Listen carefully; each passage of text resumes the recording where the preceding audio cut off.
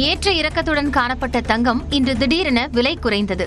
சென்னையில் ஆபரண தங்கத்தின் விலை கிராமிற்கு 110 ரூபாய் குறைந்து 10,840 ரூபாய்க்கும், சவரனுக்கு 880 ரூபாய் குறைந்து 86,720 ரூபாய்க்கும் விற்பனையாகிறது.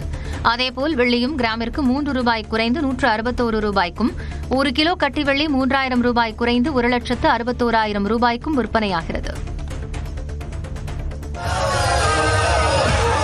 தருமபுரி மாவட்டம் அரூரில் எடப்பாடி பழனிசாமி பேசிய கூட்டத்தில் தாவேகா கொடியை உயர்த்தி பிடித்த இளைஞர்களால் பரபரப்பு நிலவியது. அரூர் பேருந்து நிலையம் முன்பு அதிமுக பொதுச் செயலாளர் எடப்பாடி பழனிசாமி மக்களை காப்போம் தமிழகத்தை மீட்போம் பிரச்சாரம் நடைபெற்றது. அப்போது அவர் பேசிக் கொண்டிருந்தபோது தாவேகா தொண்டர்கள் இருவர் தங்கள் கட்சிக் கொடியை உயர்த்தி பிடித்து அசைத்தனர்.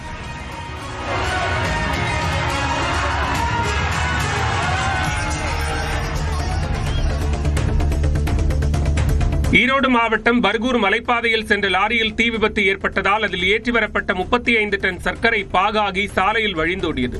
கர்நாடக மாநிலம் மைசூருவில் இருந்து தஞ்சாவூருக்கு சர்க்கரை ஏற்றி சென்று கொண்டிருந்த லாரியின் எஞ்சினில் மின்கசிவு காரணமாக தீ விபத்து ஏற்பட்டதாக கூறப்படுகிறது. இதனை அறிந்து உடனடியாக கீழே இறங்கி உயிர் தப்பிய ஓட்டுநரும் உதவியாளரும் தீயணைப்பு வீரர்களுக்கு தகவல் அளித்துள்ளனர். அவர்கள் வருவதற்கு அரை மணி நேரம் ஆன நிலையில் லாரி முழுவதும் தீ பரவி சர்க்கரை பாகாகி சாலையில் ஓடியது. இதனையடுத்து மலைப்பாதையில் போக்குவரத்து பாதிக்கப்பட்டது.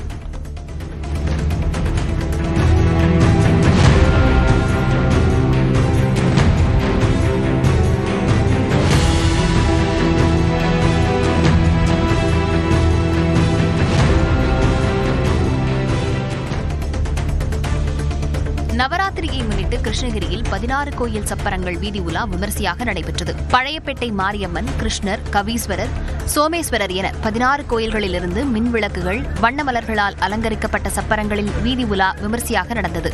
திரளான பக்தர்கள் இதில் பங்கேற்று சுவாமிகளை வழிபட்டனர்.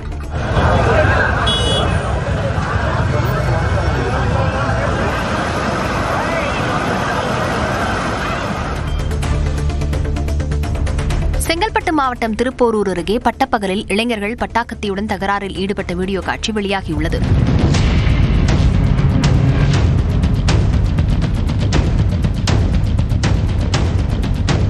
நெல்லிக்குப்பம் பகுதியைச் சேர்ந்த சேதுராமன் அடிக்கடி கஞ்சா போதையில் பொதுமக்களை அச்சுறுத்தி வந்ததாக கூறப்படுகிறது. காவல்துறையில் புகார் அளித்தும் நடவடிக்கை ஏதும் எடுக்கவில்லை என்று கூறப்படுகிறது. திருப்போரூர் செங்கல்பட்டு செல்லும் பிரதான சாலையில் கொட்டமேடு சந்தையில் சேதுராமன் கையில் கத்தியுடன் இளைஞர்களை விரட்டியுள்ளார். இலவசமாக சிகரெட் தராததால் டீக்கடை ஊழியரை சேதுராமன் வெட்டிய சிசிடிவி காட்சியும் வெளியாகியுள்ளது. செங்கல்பட்டு மாவட்டம் கிளாம்பாக்கத்தில் உள்ள பர்னிச்சர் கடையில் ஏற்பட்ட தீ விபத்தில் 3 கோடி ரூபாய் மதிப்பிலான பொருட்கள் எரிந்து சேதமடைந்தன. குரோம்பேட்டையைச் சேர்ந்த அருண்குமார் என்பவர் பஞ்சாப் ஹேண்ட்லூம் எனும் பர்னிச்சர் கடையை நடத்தி வருகிறார். இந்த கடையை வியாழக்கிழமை இரவு வழக்கம் போல் மூடிவிட்டு சென்ற நிலையில் 12 மணி அளவில் திடீரென தீப்பிடித்து மளமளவென பரவியது. தீயணைப்பு வீரர்கள் விரைந்து வந்து 4 மணி நேரம் போராடி தீயை அணைத்தனர். எனினும் பொருட்கள் அனைத்தும் எரிந்து சேதமாகின. மின்கசிவால் விபத்து ஏற்பட்டதாக முதற்கட்ட தகவல்கள் தெரிவிக்கின்றன. தொடர் விடுமுறையை முன்னிட்டு கன்னியாகுமரியில் குவிந்த சுற்றுலாப் பயணிகள் திரிவேணி சங்கமத்தில் சூரியன் உதயத்தை கண்டு மகிழ்ந்தனர். உள்ளூர், வெளிமாவட்டம் மற்றும் வடமாநிலங்களிலிருந்து ஆயிரக்கணக்கானோர் குடும்பத்துடன் முக்கடல் சங்கமத்திற்கு வந்திருந்தனர். மெல்ல மெல்ல கடலிலிருந்து வெளியே வந்த சூரியனை அவர்கள் பார்த்து ரசித்ததுடன் தங்களின் செல்போன்களில் புகைப்படங்கள் எடுத்துக் கொண்டனர்.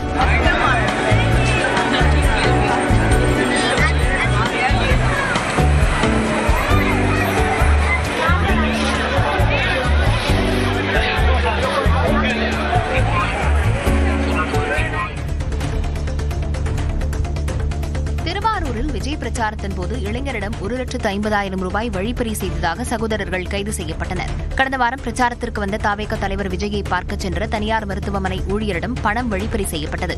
இது தொடர்பாக விசாரணை நடத்தி வந்த காவல்துறையினர் உளுந்தூர்பேட்டையைச் சேர்ந்த சகோதரர்கள் ஆறுமுகம், ஐயப்பன் ஆகியோரை கைது செய்தனர். இவர்கள் அடியக்கமங்கலம் பகுதியில் ஒரே இரவில் 6 கடைகளில் திருட்டில் ஈடுபட்டதும், கோயில் திருவிழாக்களில் பிக் பாக்கெட் அடித்ததும் விசாரணையில் தெரியவந்தது. திண்டுக்கல் மாவட்டம் ஒட்டன்சத்திரம் அருகே கொசவப்பட்டியில் திருமணத்தை மீறிய உறவால் நடந்த தாக்குதலில் இளைஞர் உயிரிழந்தார்.